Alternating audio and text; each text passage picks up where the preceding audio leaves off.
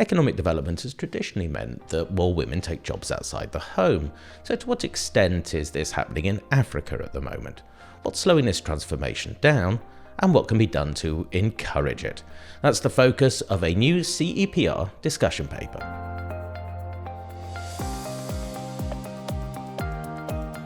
Hello Rachel, welcome. Hello Tim.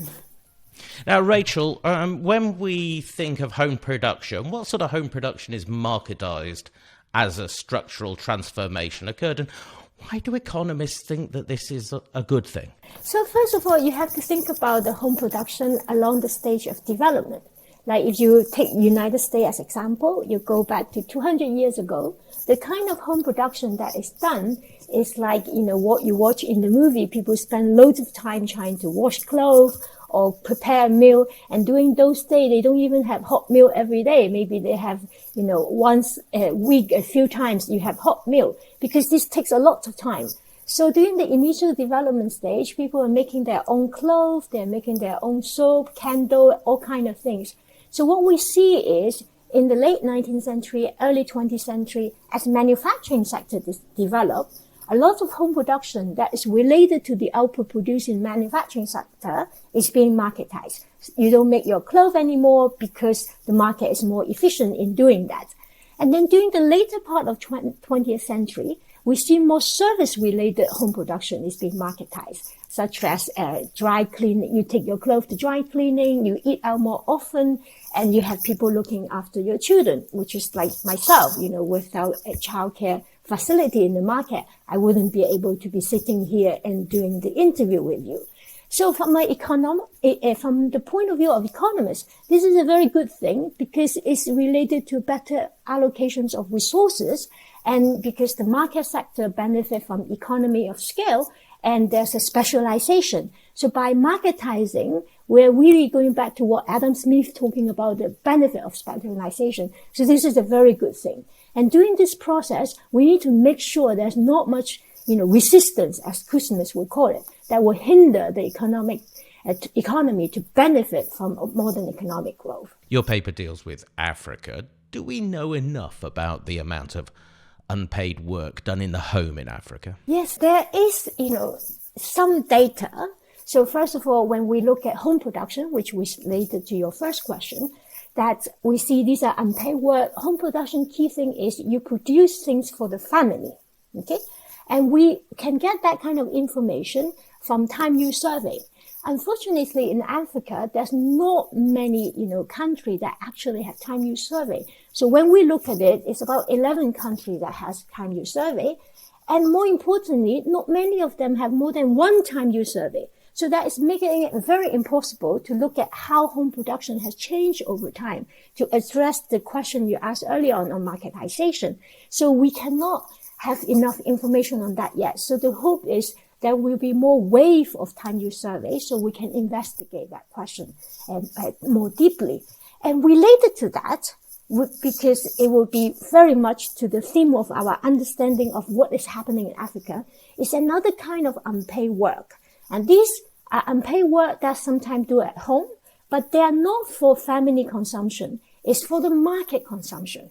So typical example would be like you work on your family farm, you work in your family business, and you don't get paid. Now, this kind of a job, you actually have more information. And then because it's from the labor force survey, so we have more information, and it turned out to be a very important source of employment in Africa. So this part is in the labor force, but it's still unpaid. From what we know at the moment, is the general trend in Africa that more women are joining the labour force? Now, this is very interesting because when we think about more women joining the labour force, the picture we have in mind is what we see around us in the rich country. We see more and more women joining, such as, in the United States, in OECD country. But when you look around the world, it's not the case. And it might not be the case for Africa either. So this go back to what I mentioned earlier on, which is the second type of unpaid work, which is the work you did on your family farm, do on the family's business. So what is interesting in the data is today's developing country, half of the women is when you say they are in the labor force, when you say they are employed, they are actually employed in this kind of job. So when these kind of jobs disappear, the woman actually will show in the statistic as withdrawing from labor force. Now, this is not just in Africa. You see it in China and India for the last 3 decades. And you also see it for the United States from the late 19th century to the middle of the 20th century. There's a decline in female labor force. So sometimes we refer to this as a U-shape, female labor force participation. But when you think about before, it's nothing really has to be negative about it. Because what is happening, they are giving up some jobs, which is actually quite low quality. Think about, the help they do on the family farm or family business. By withdrawing from those jobs and re-equip themselves, like acquiring skill to get some proper pay job, like what I am doing now, that might actually be a better reallocation of resources. So the declining female labor force participation does not necessarily mean it's a bad thing. You contrasted countries in North Africa and sub-Saharan Africa. What sort of differences are there in the labour force participation between the two? And what sort of tasks and hours of work does that imply? Yeah, it's very interesting, even though it's in the same continent, but they actually are drastically different. In North Africa, the female labor force participation is much lower. So we are talking about something around 75 percentage point to 44 percentage point. So North Africa has much lower female labor force participation. And where does the difference come from when you look carefully? Then you see it's really the types of jobs. So related to what I've been emphasizing earlier on, in sub-Saharan African country, they have high female labor force participation. The majority of this difference is due to the unpaid family work and own account worker, meaning that you have you sell things on your own, you have small, like selling things on the street or cooking food on the street, that kind of jobs. So that sort of about 30 percentage point difference across the North and South is mainly due to this kind of jobs. So in that sense, they are not that drastically different compared to what we have in mind when we think about women in a professional jobs or paid job. And so as a result, also you see that the amount of average market hour done in the two, North and South is actually very similar. And this is because in both, you have very high number of home production hours.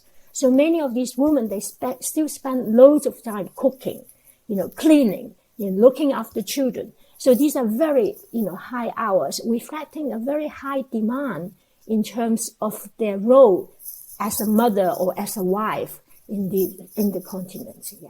You mentioned how it's very important to remove the impediments to this structural transformation.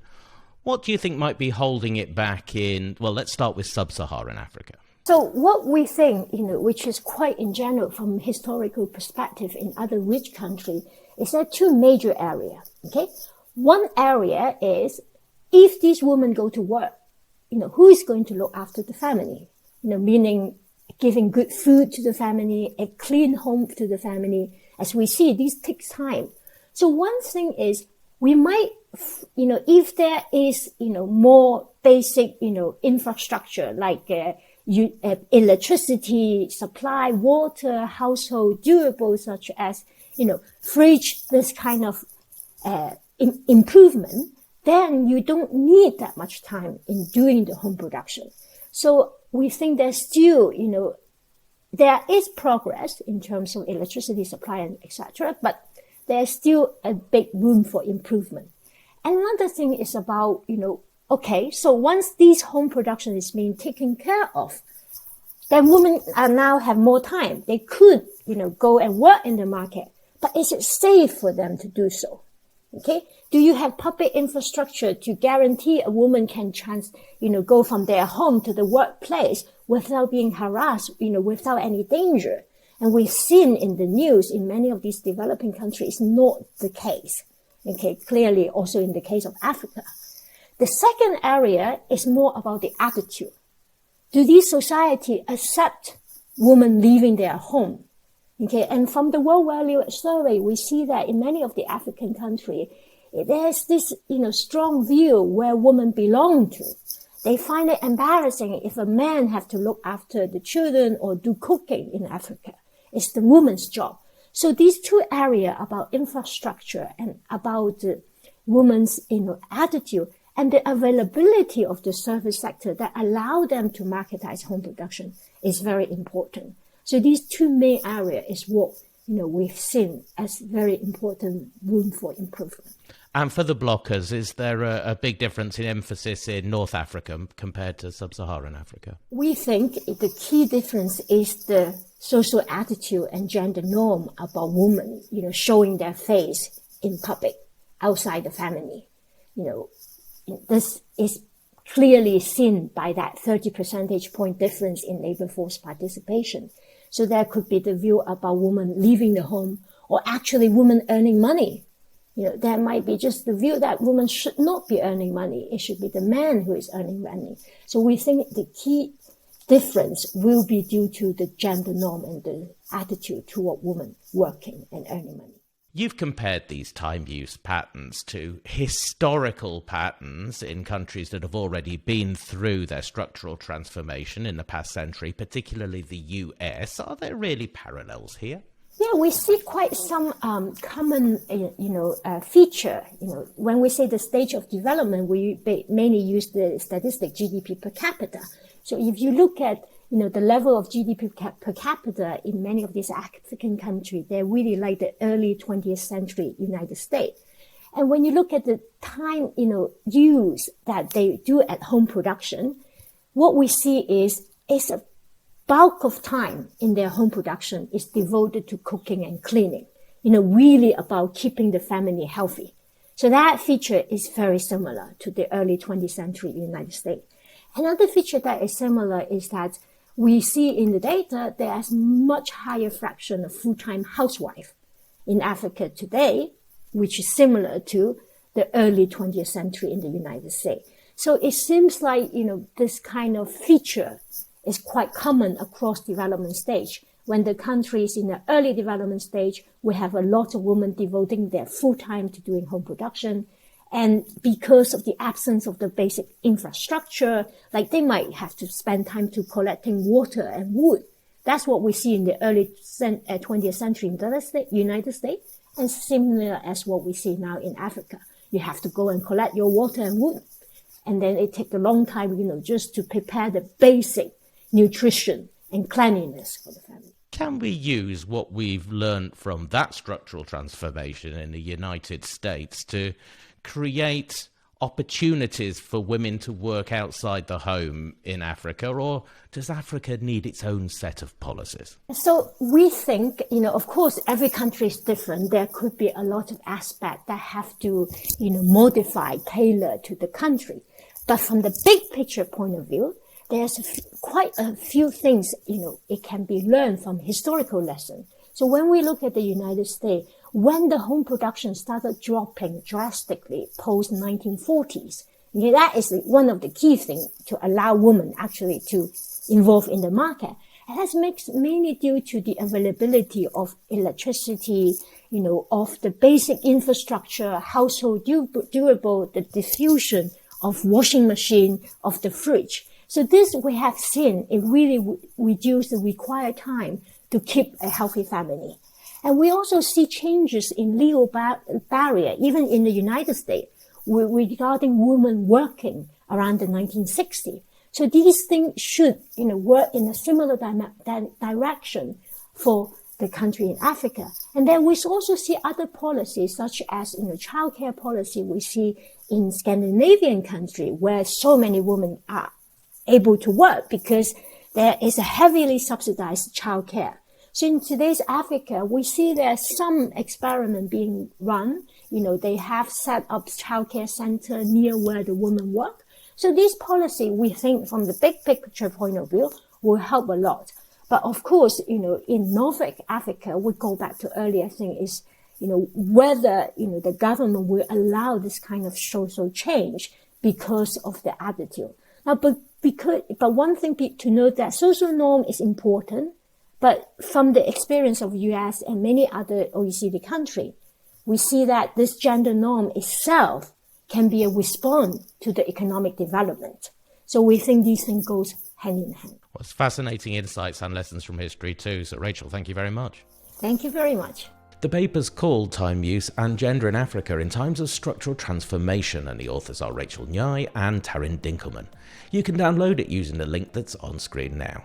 Well, thanks for watching, and we'll see you soon.